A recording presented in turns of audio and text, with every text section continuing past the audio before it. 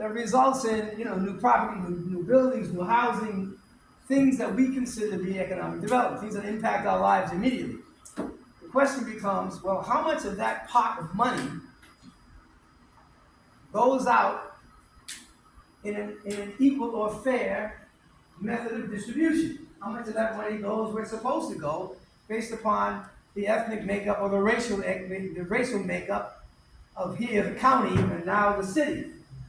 Because if we don't know the answer to that question, then the obvious becomes most apparent. You end up with pockets of poverty where the money has not been distributed.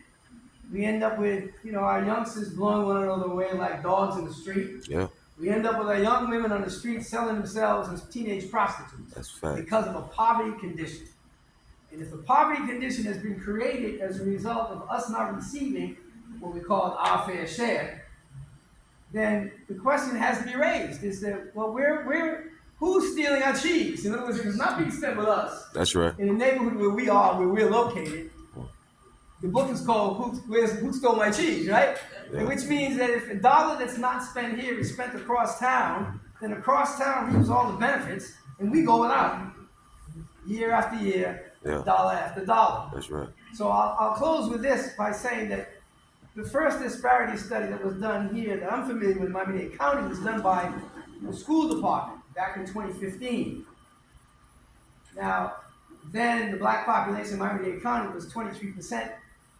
But as we did our own research, the population, according to Miami-Dade County's own records, the black population here is 17% of the population.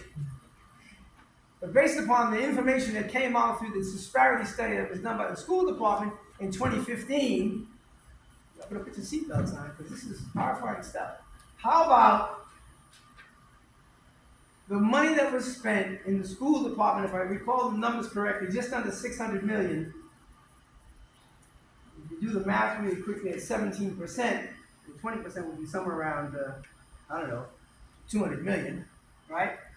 The money was only spent, you ready? Yeah. The black population, instead of receiving 17% of the economic development benefit, not dollar for dollar, because you can't really measure dollar for dollar. You got to talk about the percentage of economic benefit.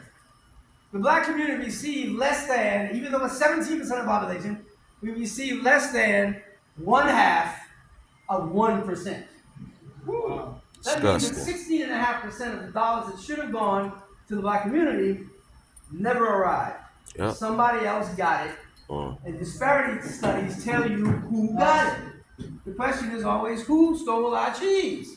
That's right. So if we don't have it to do new housing, to renovate our own housing stock like this neighborhood, I live around the corner.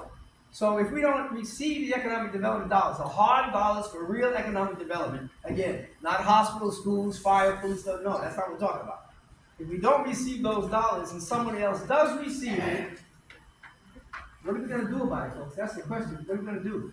Straight up. Thank you. That's right. File a lawsuit. That's right.